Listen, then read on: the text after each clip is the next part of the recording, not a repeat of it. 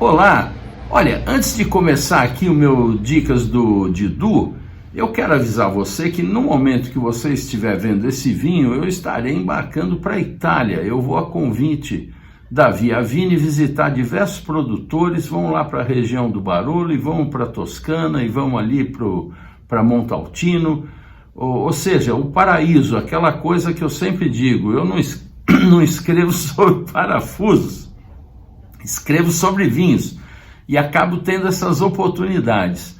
Então eu previno a vocês, eu vou continuar, eu vou deixar gravado Dicas do Didu aí para vocês, mas vocês me acompanhem nesse inteirinho no meu canal do Instagram, Didu_Russo, que você vai acompanhar onde eu estou indo. Eu, como fiz na viagem a Portugal pelo Simplesmente Vinho, agora essa viagem a convite do André Maculan, meu amigo, dono da Via Vini, eu vou fazendo o meu diário de bordo para vocês acompanharem, nada muito excessivo para não cansar, e vocês ficam sabendo que de cada lugar desse que eu tive, eu vou trazer material para depois fazer posts lentamente contando dia a dia o que a gente fez, tá certo? Vocês acompanhem lá.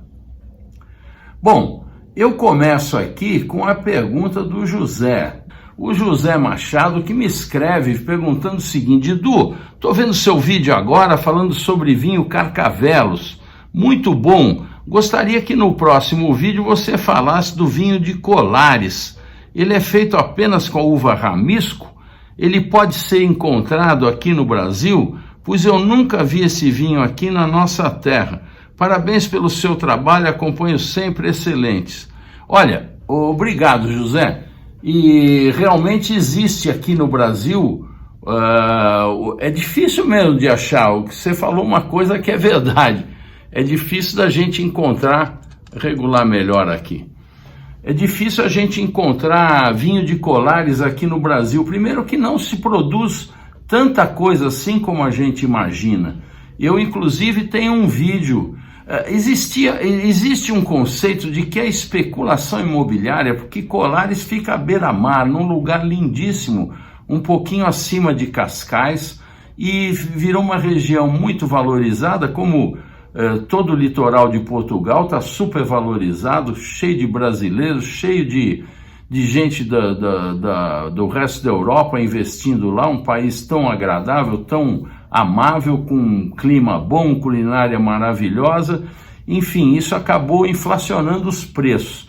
E uma curiosidade, ô José, a uva não é só Ramisco, você tem Ramisco prioritariamente, e você tem também a Malvasia, excelente, que também tem uma capacidade de evolução fenomenal. E olha, eu vou dizer para você, a gente tinha essa ideia de que por conta da especulação imobiliária, esses vinhos de Colares estavam se extinguindo, e realmente diminuiu muito a produção de Colares, caiu tipo 10% em questão de 15, 20 anos, por conta dessa especulação imobiliária.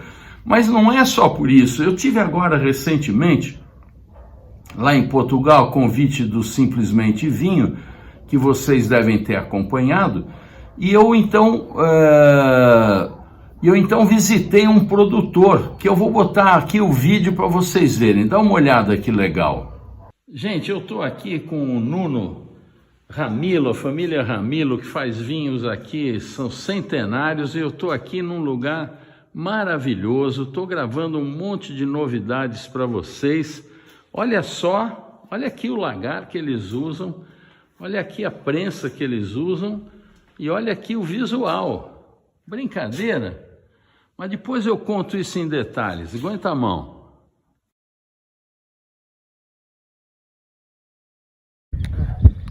Nuno, obrigado aqui pelo convite.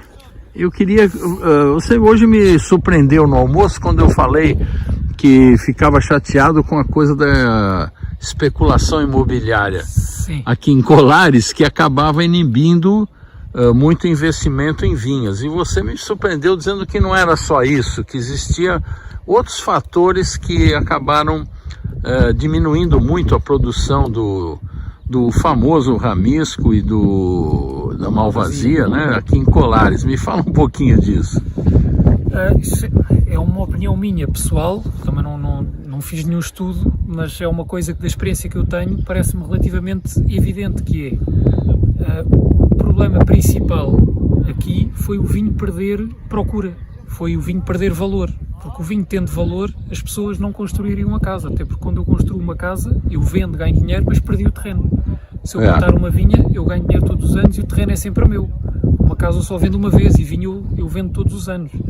Portanto, eu acho que se o vinho desse dinheiro, ninguém construía casas. A questão é que, efetivamente, o vinho passou a não dar dinheiro, e há várias razões para isso, e as pessoas, tendo a oportunidade de rentabilizar aquele terreno construindo, com certeza que depois preferiram construir.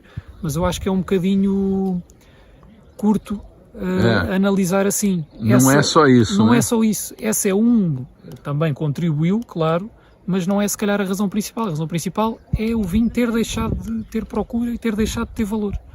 Agora me surpreendeu a gente ver terras por aqui ainda na areia e que não são cultivadas e também não estão construindo nada. Isso é curioso, isso, né? É mais um dado que confirma aquilo que eu digo, porque em toda esta zona é proibido construir, e sendo proibido construir, as pessoas não plantam na mesma. Portanto, não era se o problema fosse né? a construção, estes terrenos não têm grande valor, a construção não é permitida e acaba por não se plantar também. Há aqui a nossa plantação e conheço talvez uma vinha, um terço desta, a 1 km daqui, talvez. Portanto, não é, mais uma vez, não me parece que seja a construção que impeça claro. a plantação de vinhas. Interessante, hein? Obrigado, hein?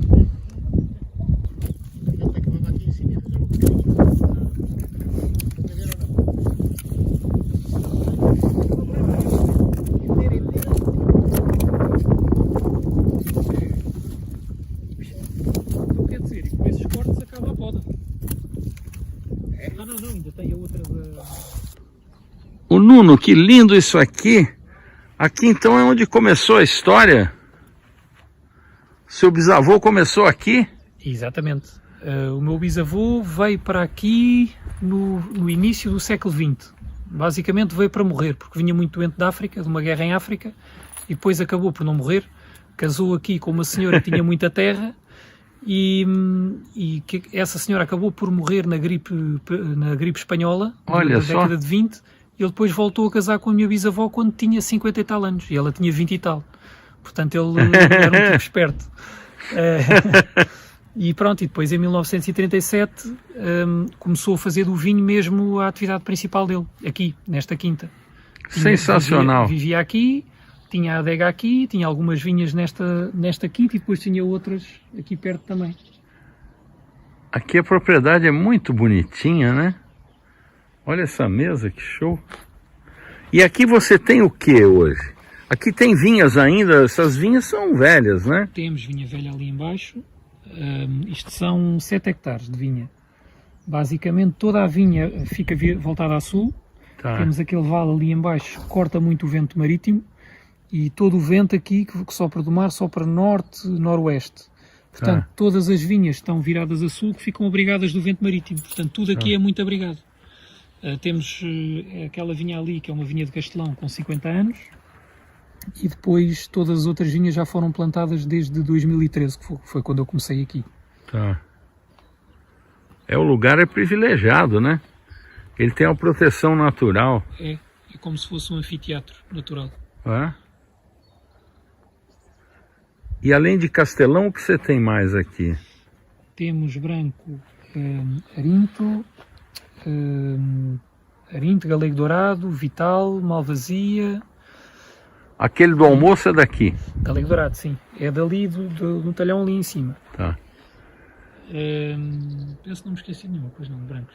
Brancos acho que não. E de tintos temos Castelão, Aragonês, Touriga Nacional. Agora já temos um bocadinho de ramisco e vamos alargar. Já plantámos molar. e vamos também plantar Parreira Matias. Portanto, a ideia agora é fazermos todo o encepamento aqui de castas tradicionais da região. Pablo, isso é muito importante, né? São as castas, desde que nós fazemos produção biológica, desde 2019, vemos que essas são as castas que estão mais adaptadas ao clima da região, não só em termos de doenças e no trabalho da vinha, como depois na adega são aquelas que dão os vinhos mais originais. Quando fazemos as castas tradicionais com as técnicas tradicionais, é quando fazemos os vinhos que valem mais a pena. Existe incentivo hoje para se plantar as vinhas originais da região, as coisas autóctones ou não? Porque não. Essa invasão de castas francesas que parece que agora deu uma parada em Portugal, mas houve uma época que era um absurdo, em todo lugar era uma onda de Cabernet, de Chardonnay, isso me parece absolutamente invasível, né? Exatamente, não há o incentivo que há à plantação, que eu saiba, independente das castas, portanto não há um incentivo maior em plantar castas tradicionais, quando muito até se desincentiva, porque é muito difícil encontrar castas dessas certificadas. Nós aqui tudo aquilo que plantamos não é subsidiado, porque abdicamos do subsídio para podermos plantar castas, aquelas que nós entendemos que devemos plantar. Tá certo. Maravilha. Parabéns, hein? Obrigado. Esta EMPA aqui é EMPA em chouriço. É para contrariar a crotonia da videira, porque as videiras têm tendência a arrebentar mais na ponta. Então, se encontrarmos aqui um equilíbrio diferente com este tipo de EMPA, conseguimos que ela arrebente de forma mais uniforme. É uma forma de equilibrar a pressão da seiva dentro do próprio sarmento. Ô Jorge, você então cuida de toda a enologia aí, você que está à frente. Nós fazemos tudo a dois, mas sim, a responsabilidade é mais minha. A responsabilidade é mais minha de organizar aí as intervenções e os tratamentos. E na adega estamos vindo a fazer um grande trabalho inicialmente, quando cheguei, era demais de nos encontrarmos e de perceber que estilo de vinhos é que queríamos fazer e como é que queríamos trabalhar. E agora que já encontramos o nosso caminho e a estrada já está definida, é trabalhar sobre ela e procurar fazer o melhor possível. E o bacana é que o mercado está recebendo bem e... Nós temos a sorte de ter entrado numa altura onde o mercado estava mais sensível à procura deste estilo de vinhos. Se calhar se fosse há 10 anos atrás não tínhamos tido a mesma facilidade em penetrar no mercado como estamos a ter hoje em dia. Mas acho que isso é um bocado o que está a acontecer em todo o mundo. Não só em Portugal, mas em todo o mundo. Certamente. Das pessoas procurarem coisas diferentes e mais autênticas, não tanto o vinho de receita, é aquele vinho mais de coração. É o que acho que as pessoas procuram. É isso hoje mesmo. Em dia. É o futuro, na minha opinião. Futuro. Exatamente. Obrigado, viu, Jorge? Obrigado, eu. Essa prensa é antiquíssima. Esta prensa o meu pai comprou-a há uns 20 ou 30 anos, mas esta prensa é dos anos 60. Não é tão velha assim, tão antiga. Esta aqui não, esta aqui... 50, o processo é muito antigo, esse é um... Que demais, e o lagar realmente é antigo. Esse você usa ainda também? Este lagar usamos, nós fazemos todos os nossos tintos em lagar, ou neste lagar, ou se temos uva demais para processar aqui no lagar, pomos umas tinas de plástico nesta zona durante a vindima. Tá. E isso aqui você lava com o que depois, hein? Isto aqui é lavado só com água, não pomos só com água? Você não usa aquele ozônio? Não. Nós lavamos só com água e passamos desinfetante, só assim uma dose baixa, porque o desinfetante pode ser agressivo. Isto é pedra de calcário. Isto é pedra da zona, extraída aqui. E esta pedra de calcário é um bocado porosa, não é uma pedra muito resistente. Portanto, temos de ter cuidado com os produtos que aplicamos, não desfazemos a pedra. Nós estávamos falando agora há pouco, todos os seus vinhos são de fermentação espontânea, né? Sim. E você nunca teve problema em arrancar a fermentação, nada, né? Não, nada. Pois é. O ar está muito contaminado. O ambiente está muito contaminado por duras. Maravilha, hein? Bom, isso aqui é um templo, é bom para ficar trancado aqui. Precisa um pouco de água, né? Talvez um queijo. Não, e um pouco de água. Água tem. Os vinhos bebem-se por si, não precisa de queijo. Então, esses vinhos chegam aqui no Brasil pela Edega, você pode encontrar lá, eles trazem tanto o Ramisco como o Malvasia, não são vinhos baratos.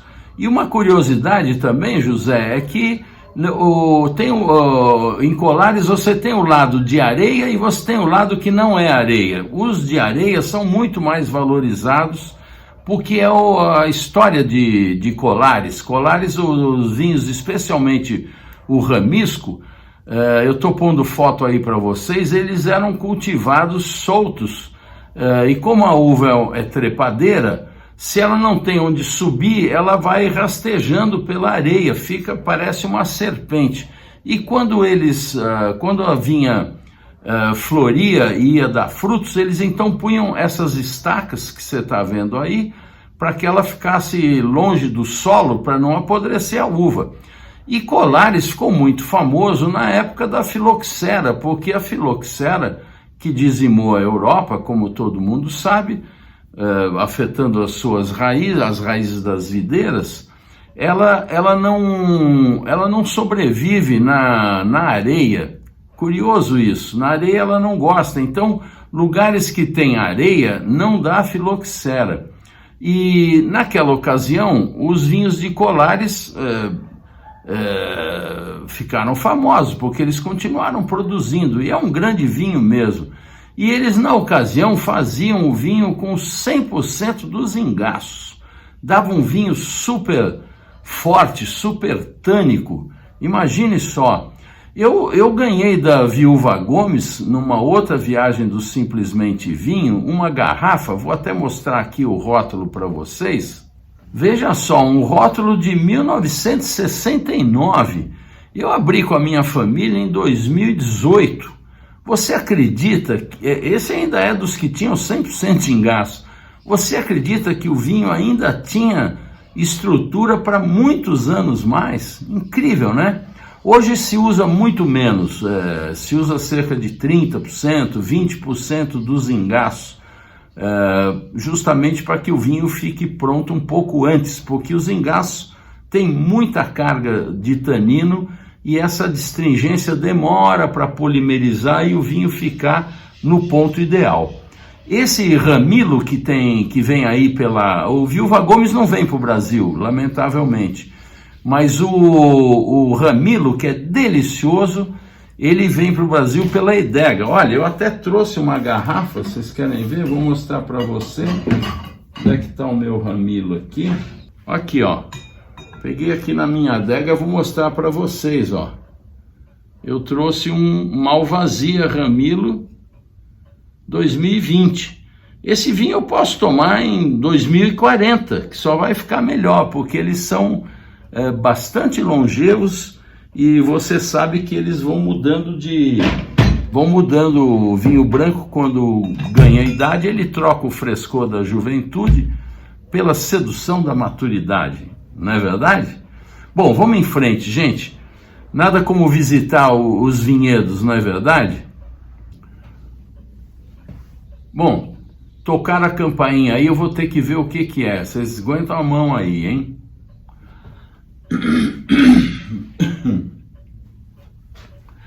Olha só, gente, umas garrafas lá da Gran Cru e da Evino. Vocês sabem que entre os dias 23 e 25, já até postei isso, vai ter o Grand Tasting da Vissimo. A Vissimo é a empresa que é dona da Evino e da Gran Cru, e eles vão fazer agora de 23 a 25 de junho, coloque na sua agenda, eu já vou estar de volta, e eu certamente vou estar lá, porque eu não vou perder esse evento, vai ser lá na Casa Petra, em Moema, um lugar maravilhoso, são 3 andares, inclusive no último andar, que é um rooftop, eles vão ter lá restaurantes, bares, vai ter charuto, vai ser um festival isso aí, 3 dias. E olha, e ainda por cima, você vai ter 29 produtores presentes e com vários tastings especiais que você pode comprar e masterclasses. Gente, ó, gente do calibre do Zucardi, do Gramona, do Cobos, da Quinta do Valado, da Leida, do Brancaia, do Chateau Saint-Michel, do Nieto Senetiner, Niporte, do Antônio Massanita, que é um craque, Ricossa, Vila Sande, San Marzano, entre outros, tudo com masterclass. É fácil para você se inscrever, você põe no Google lá a pesquisa Tasting 2023, Gran Cru e Evino, você já vai cair nos ingressos. Então, faça isso que você vai gostar. Inclusive, eu vou estar lá, se você quiser encontrar comigo e trocar uma ideia, a gente degustar alguma coisa juntos, vai ser um grande prazer, não perca essa. Bom, vamos para nossas dicas, gente. Eu quero começar indicando um vinho que eu costumo consumir regularmente, que é o Pérgola seco da uva Bordeaux. Sabe quanto custa? R$ 26,90, garrafa de 1 litro. Olha, é um vinho que para sua comida trivial do dia a dia, o arroz e feijão, com um bifinho, uma verdurinha refogada, uma batatinha frita, vou dizer, você vai gostar bastante. Eu gosto especialmente como aperitivo com queijos picantes. Você pega um queijo meia cura, que já está um pouquinho picante da evolução, fica um espetáculo. É um vinho de mesa maravilhoso, que não machuca o bolso, e vou dizer mais, hein? Preferência nacional. O brasileiro toma mais vinho de mesa do que vinhos finos, não tem nada de errado com isso. Agora, 90% desse consumo são vinhos meio doces, são vinhos adocicados, né? Muitos até acrescentam açúcar para dar esse tom do gosto do consumidor. Mas existem ótimos produtores, e esse Pérgola Bordeaux seco eu gosto demais. Fica aí a dica, você entra ali estou pondo aqui o link para você, na loja da Campestre, que é quem produz o vinho, você vai encontrar. Eu queria indicar também 2 vinhos super legais lá da Delacroix. Eu fui visitar o Geoffroy Delacroix, meu amigo, e acabei gravando algumas dicas com ele. Dá uma olhada, que bacana. Geoffroy, mon ami, você está indicando aqui um vinho que só pelo rótulo eu já gostei, Sur la Plage. Sur la Plage, já sugere um vinho para verão. E o vinho de Brigitte Bardot, na verdade, porque está escrito Sur la Plage abandonnée. Não sei se você lembra dessa música. Isso mesmo, Sur la Plage abandonnée. E então em Colombard, que é uma uva que você encontra no Armagnac. É a uva do Armagnac, é? Exatamente, mas uma uva muito expressiva, muito aromática. Então bom para peixe, bom para frutos do mar, vinagretes. É perfeito como isso, exatamente. Sensacional, e é caro não? Não, é um vinho que tem um custo-benefício realmente excepcional, está R$ 139. Sensacional. O Geoffroy, é vinho orgânico de fermentação espontânea? Exatamente, tudo. é orgânico, natural, não tem sulfite. Você me falava que isso é um projeto que o Rambert agora está desenvolvendo com pequenos produtores da região. Exatamente, está comprando uvas orgânicas. Orienta o cara como é que faz tudo, e aí ele fermenta com a competência que ele tem. Exatamente. Sensacional. Merci beaucoup. Je vous en prie. Geoffroy, eu achei sensacional esse projeto do Rambert, até pela brincadeira que ele faz com os rótulos, né? Ele é sempre muito criativo. A cantora Alice, que na verdade é um Alicante Boucher. Exatamente. Ele faz esse jogo de palavras. Então, Alice chante bourré, que significa... para lembrar o Alicante Boucher. É sensacional. Muito bom. E são vinhos lá de propriedades que ele compra as uvas. Exatamente. São todos vinhedos orgânicos, e ele depois faz a fermentação com a competência dele. Exatamente. É um super vinho, é um vinho fácil de beber, mas super bem feito. Você recomendaria para quê? Para um assado? Exatamente, um assado, como um vitelo, como um porco no forno vai funcionar super bem. Porco também, né? Exatamente. E que faixa de preço que está, Geoffroy? Isso é R$ 139. Nossa, são muito acessíveis, exatamente. né, cara? Sensacional. Merci beaucoup. Je vous en prie. Da Premium Wines, eu quero também indicar para você um vinho que eu costumo consumir regularmente, que é do meu amigo Reinaldo De Luca, e agora a filha dele, a Agostina, está fazendo uns vinhos totalmente naturais, e ela fez um laranja de Marsanne. O Marsanne normal do De Luca é um primor, eu já cansei de indicar aqui, e agora a filha dele fez um laranja sem intervenção nenhuma, um vinho natural. Olha, eu fiquei encantado, ele custa R$ 173 lá na Premium Wines. Eu vou mostrar aqui uma garrafa para você.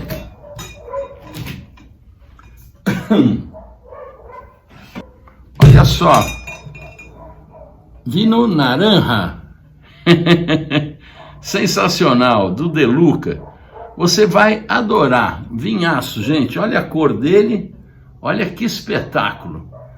Então é isso, R$ 173 lá na Premium Wines, você vai adorar, viu?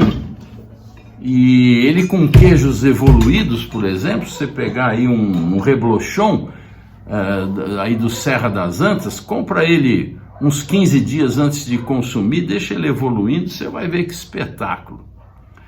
Outro brasileiro que eu queria indicar é o Alvarinho Inanna, do meu amigo Rubem Kunz, lá dos vinhos da Rua do Urtigão. Olha, eu outro dia tomei uma garrafa com ele num jantar delicioso, com ele e a esposa, e eu fui com uma amiga, Tatá, que adora os vinhos dele, e nós nos fartamos, custa R$ 159. Eu tenho também uma garrafa aqui, vou mostrar para vocês, ó.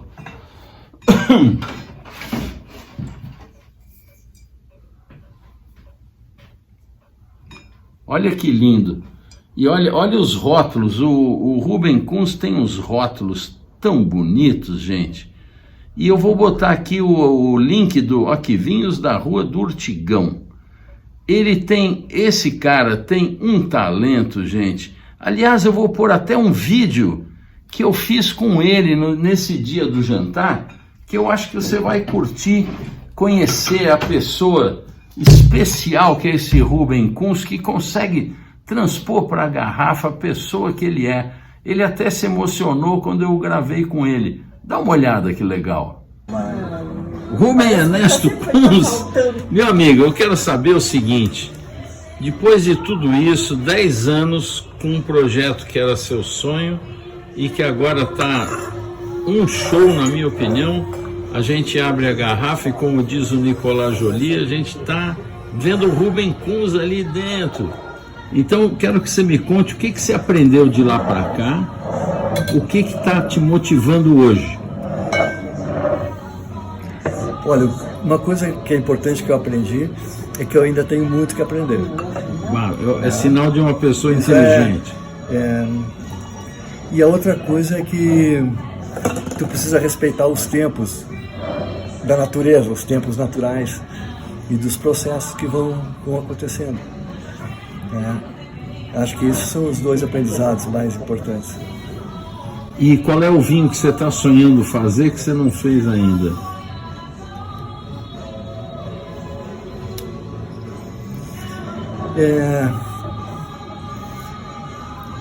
Nesses 10 anos, assim, a gente vai aos poucos, vou dizer que a gente vai evoluindo, a gente vai vendo processos e tal, e eu gostaria de fermentar um branco, um chardonnay, fermentar ele em barrica, sabe? Acho que esse eu não fiz ainda e é uma coisa que eu gostaria de fazer. É para fazer. Isso aí. E me diz dos últimos que você fez, vamos contar, de 4 anos para cá, que você já estava maduro. Qual é o teu vinho inesquecível desses 4 anos para cá, de tudo que você fez? Tem alguns vinhos que a gente gosta mais do que outros, né?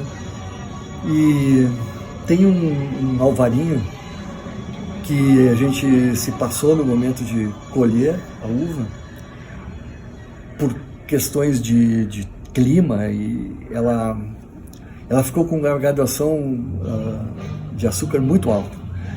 E ela atingiu 15,1% de álcool, e esse álcool inibiu o resto da fermentação.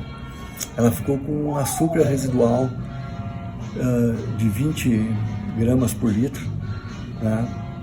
E esse vinho, quando ele estava, vamos dizer, pronto, como os outros eu pensava em engarrafar, eu fui provando e eu disse, não vou engarrafar esse vinho. É muito alcoólico, ele é adocicado e não é legal, né? E esse vinho, ele ficou dentro do tanque, e a gente de vez em quando dava uma provada, ver como é que estava e tal. E passou, os 2 vinhos estavam engarrafados na primavera, quer dizer, do ano que a gente colheu, né? E já tinha passado meio ano e tal, a gente foi dar uma provada como é que ele estava, e ele tinha sofrido uma oxidação, ele tinha mudado de cor, e os aromas estavam fantásticos. E foi um vinho que não foi feito por querer, mas foi um dos vinhos que a gente mais ficou marcado. E é espetacular. Eu tive a sorte de tomar uma garrafa dessa. Ô Rubem, para terminar, você vai voltar a fazer uma edição com as netas, os netos, que foi o que originou a nossa amizade? Eu vou, os rótulos estão prontos. Eu fiz no ano passado uma glera, né? E fiz uma partida pequena, né? E estão os 3 rótulos prontos já para que fica dentro da família, né? Isso não são comercializados. Né? Obrigado, meu amigo. Nada, eu que te agradeço. Saúde. Foi um prazer estar com você mais uma vez. Obrigado, igualmente. Gostaram, gente? Demais, né? O mundo do vinho é isso, é essa paixão. O vinho não é esses mega negócios. Esses vinhos são os vinhos de volume. Eu gosto de gente assim, fenomenal. E olha, eu também passei na Mistral para atualizar as novidades, e olha só o que eu selecionei de lá para você. Dá uma olhada. Na Mistral, vocês sabem, só tem maravilha, né? Dá uma olhada nesse Clos de Papillon Savenier 469,27, um vinho que já tem 10 anos. Ele é de Chenin Blanc, a uva lá de Savenier, do Vale do Loire, né? Foi citada pela primeira vez lá em 845 na abadia de Granfeuille. E, enfim, um espetáculo com um nariz de mel e palha seca. Um vinhaço, viu? Também na boca tem um toque de pera, marmelo, maçã. Um show de vinho, viu? A outra dica é essa maravilha do Jean-Michel Dys, o Berquin.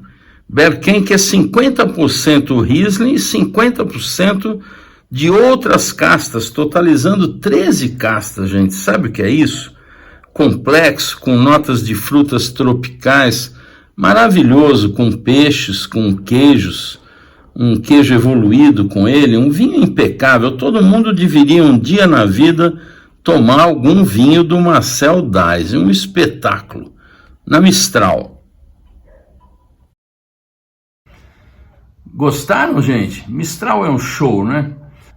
Eu queria indicar para vocês na World Wine um vinho que eu conheci recentemente, teve aí o enólogo, e ele apresentou eu já conhecia o País Sauvage.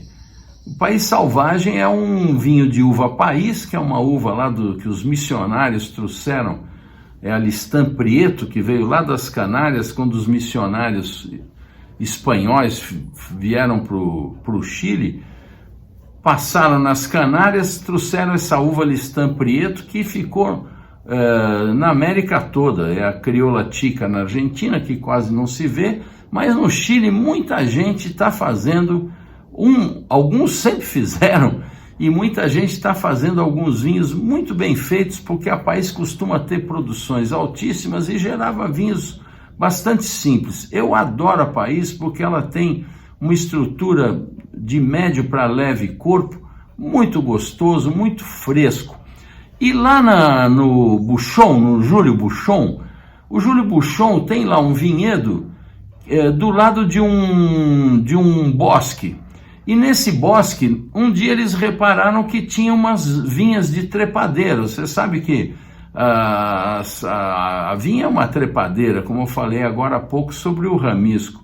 E era muito comum em Portugal, inclusive, as pequenas propriedades cultivavam animais, galinha, porco, plantavam milho, plantavam os nabos, as hortaliças, e na volta, que eles chamavam de bordadura, tinham árvores para delimitar a sua área.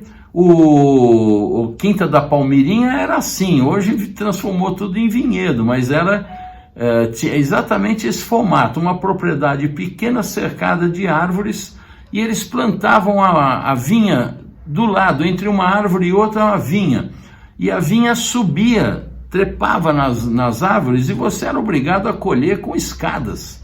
Chamava sistema enforcado. Ainda existe aqui ou ali algum produtor que mantém isso. Muito interessante.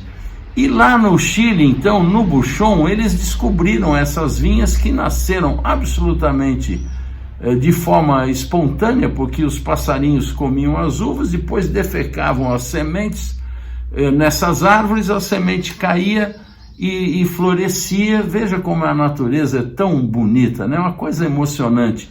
E olha, uma fartura. O bosque não é muito grande, eles produzem coisas de 3.000 garrafas por ano.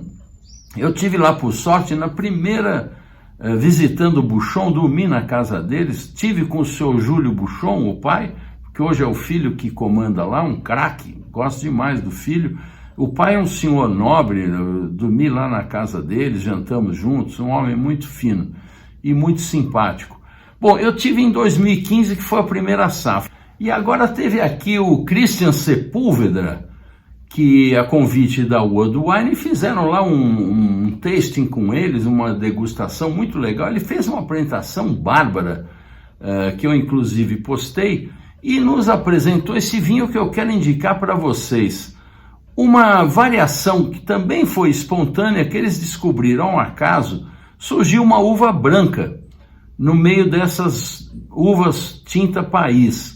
Eles foram analisar e descobriram que era uma país branca. Olha só, não é que ela foi vinificada em branco, ela é uma uva branca, mas é país, ela é originária da país. Veja que fenomenal isso. E eles passaram a fazer esse vinho, é muito pouco, coisa acho que 600 garrafas, se não me engano. Eu provei uma delas, é muito interessante porque não tem nariz de país, não tem aroma, gosto de país, ela parece mais com um Sauvignon Blanc.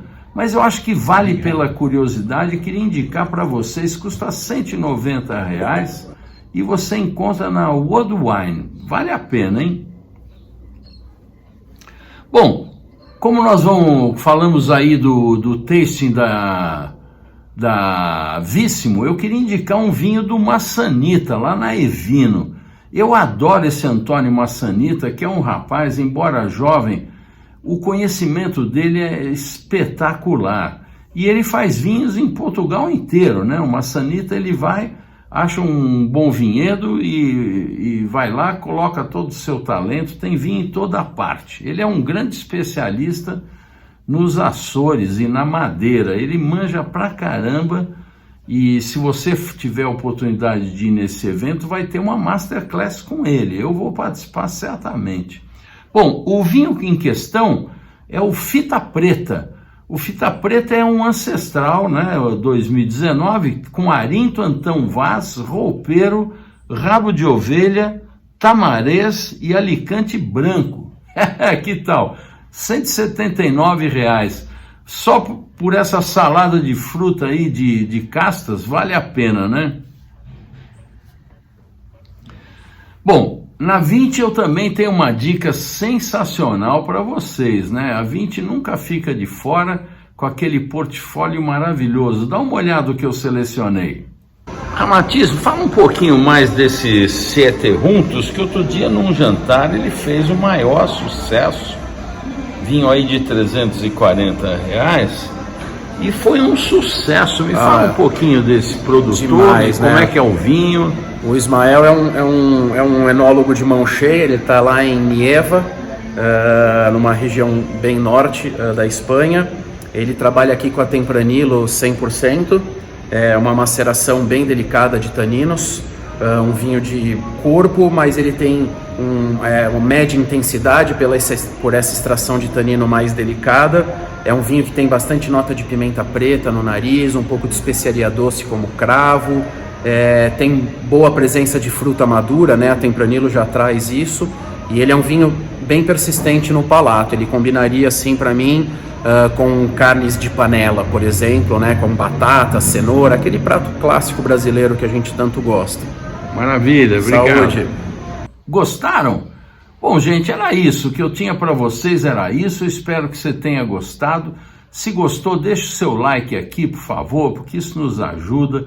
E você também pode se inscrever. Se inscrevendo, toda vez que tiver um vídeo novo, você vai ser lembrado. E outra coisa, compartilhe. Vamos compartilhar a cultura e o conhecimento do vinho, tá certo? Ó, semana que vem eu tô de volta e me acompanhem lá com a minha viagem à Itália, com a Via Vini, acompanhando aí no meu Instagram, tá certo? Instagram. Sensacional. Saúde, gente!